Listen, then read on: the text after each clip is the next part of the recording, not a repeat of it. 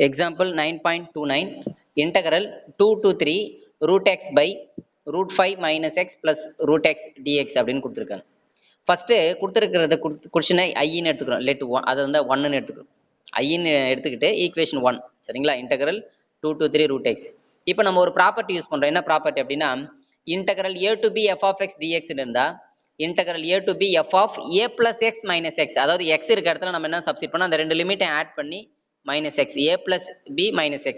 அப்போ நம்ம இங்க எதை அப்ளை பண்ணலாம் அப்படின்னு பார்த்தீங்கன்னா இங்க லிமிட் வந்து 2 plus 3 minus x அப்படின்னா என்ன வரும் 5 minus x அப்படின்னு அப்ளை பண்ணணும். x இருக்க இடத்துல 5 minus x அப்போ இங்க அப்ளை பண்ற பாருங்க. இதான் கொஸ்டின். அதுல x இருக்க இடத்துல என்ன பண்றது போட்டிருக்காங்க பாருங்க 5 minus x டிவைடட் பை அதே மாதிரி இங்க பாருங்க ரூட் ஆஃப் 5 மைனஸ் இந்த இடத்துல இங்க x இருக்க இடத்துலயும் அதே மாதிரி 5 minus x plus root of இங்கேயும் 5 minus x எல்லா இடத்துலயுமே x எங்கல இருக்கு. இப்போ இதுல என்ன ஆகுது, இந்த மைனஸ் உள்ள போச்சுன்னா இந்த மைனஸ் 5 பிளஸ் 5 கேன்சல் ஆயிடும், இந்த மைனஸ் பிளஸ் எக்ஸ் ஆயிடும்.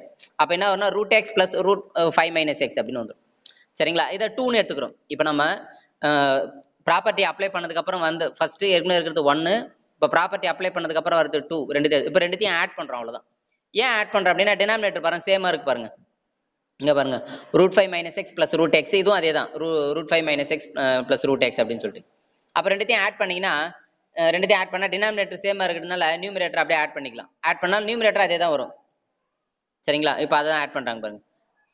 ஸோ அதாவது எல்ஹெச்எஸ் ஆட் பண்ண ஐ பிளஸ் ஐன்னு ஆயிடும் 2i ஆயிடும். எல்ஹெச்எஸ்ல 2i equal to 2 to 3 root x plus root 5 minus x by root x, இது ரெண்டும் கேன்சல் ஆச்சுன்னா 1ன்னு வரும். அப்போ இன்டெக்ரல் 2 to 3 dx 1 இன்டெகிரேட் பண்ணது எக்ஸ் லிமிட் வந்து 2 to 3 முதல்ல 3 அப்ளை பண்ணலாம் 3 மைனஸ் 2 1 சரி. அதாவது 2i ஈக்குவல் டு 1 நமக்கு ஐ தான் வேணும் இல்லையா, ஐனா இன்டெகிரேஷன், அப்போ 2 அந்த சைடு போனால் 1/2. ஸோ இதுதான் ஃபைனல் ஆன்சர். அடுத்த ப்ராப்ளம் அடுத்தது example 9.30 evaluate minus 5 to plus 5 cos square x divided by 1 plus ax a power x into dx. முதல்ல கொடுத்துருக்கிறது ஐன்னு எடுத்துக்கலாம் சரி. ஐன்னு எடுத்துட்டு இது 1ன்னு எடுத்துக்கலாம் சரிங்களா. ஐன்னு எடுத்துக்கிட்டு 1ன்னு எடுத்துக்கலாம் சரி. முதல்ல மறுபடியும் இப்போ நம்ம யூஸ் பண்ண கடைசியாக யூஸ் பண்ண அதே ப்ராப்பர்ட்டி தான் யூஸ் பண்றோம். Integral a to b f of x dx ன்னு இருக்கிறத a to b f of a plus x minus x into dx அப்படின்னு எடுத்துக்கிறோம் சரிங்களா. அதாவது இங்க பாருங்க a plus b னா இங்க என்ன இருக்கு பாருங்க minus by plus by minus x அதானே. ஸோ அதை தாங்க போடுறாங்க பாருங்க. அப்போ இந்த plus by minus by cancel ஆச்சுன்னா cos square of minus x by 1 plus a power, அதே மாதிரி ஏ பவர் அதே மாதிரி பை மைனஸ் அப்படி அப்ளை பண்ணும்போது அந்த பை கேன்சல் ஆயிடும் சரிங்களா. ஓகேங்களா. அப்போ சிம்பிளை பண்ண என்ன வருது பாருங்க. இப்போ காஸ் ஸ்கொயர் மைனஸ் எக்ஸ் வரும் 1 பிளஸ் ஏ பவர் மைனஸ் எக்ஸ்ன்னு வரும். அதுக்கு அடுத்தது பொதுவாக காஸ் ஆஃப் மைனஸ் தீட்டா வந்து பார்த்தீங்கன்னா பிளஸ் காஸ் தீட்டா, அதனால வந்து இந்த மைனஸ் வந்து பிளஸ் ஆயிடும். அப்போ காஸ் ஸ்கொயர் எக்ஸ் பை அதே மாதிரி இந்த 1 பிளஸ் இந்த ஏ மைனஸ் எக்ஸ்ன்னு இருக்கு இல்லையா ஏ பவர் மைனஸ் எக்ஸ், அதை 1 பை ஏ பவர் பிளஸ் எக்ஸ்ன்னு எடுத்துக்கிட்டு இந்த ஏ பவர் எக்ஸை கிராஸ் பண்ணணும்னு வச்சுங்களேன், இங்கே a power x plus 1 by a power x அப்படின்னு ஆயிடும். ஸோ அதை தான் இங்கே போட்டிருக்காங்க பாருங்க. என்னது a power x plus 1 by a power x அப்படின்னு சொல்லிட்டு சரிங்களா. இப்போ அந்த ஏ பவர் எக்ஸ் என்ன ஆயிடுனா அப்படியே ரெசிப்ரோக்கல் ஆயிடும். ஏன்னா இங்க பாருங்க பைல தான் ஏ பவர் எக்ஸ் வரும், அது ரெசிப்ரோக்கல் ஆச்சுன்னா நியூமரேட்டர் வந்துருச்சு. ஓகேங்களா. இதை வந்து 2ன்னு எடுத்துக்கிறோம். இப்போ நம்ம வந்திருக்கிற ஆன்சரை இதை வந்து என்ன பண்ண நம்ம 2ன்னு எடுத்துக்கிறோம். ஓகே. இல்லை இப்போ ரெண்டுத்தையும் ஆட் பண்ண போறோம் 1 and 2.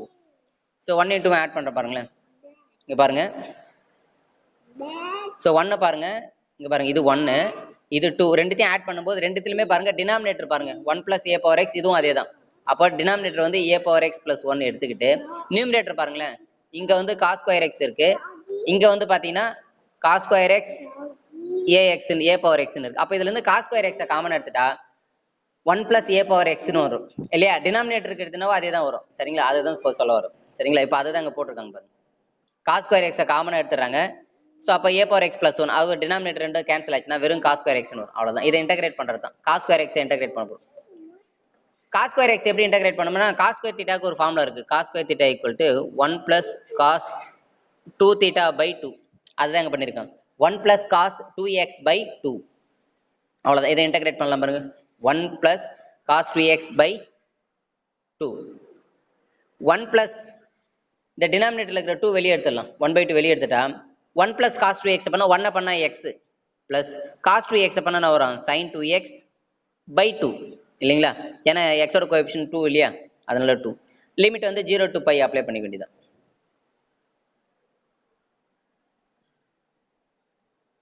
இங்க பாருங்க, இந்த இடத்துல லிமிட் வந்து இங்க 2 ஆல மல்டிப்ளை பண்ணுது. -π to +π இருக்கு இல்லையா? ஸோ cos ஸ்கொயர் எக்ஸ் வந்து ஈவன் ஃபங்க்ஷன் சொல்றாங்க. சரிங்களா? ஏன்னா cos ஸ்கொயர் எக்ஸ் வந்து எக்ஸ் இருக்க இடத்துல -x சப்ஸ்டிட் பண்ணீங்கன்னா cos ஸ்கொயர் எக்ஸே தான் வரும். அதனால ஈவன் ஃபங்க்ஷன்றதால என்ன பண்ணிருக்காங்க, 2 ஆல மல்டிப்ளை பண்ணிட்டு 0 to பைன்னு போட்டிருக்காங்க. வேற ஒண்ணும் இல்லை. சரிங்களா? ஓகே. இப்போ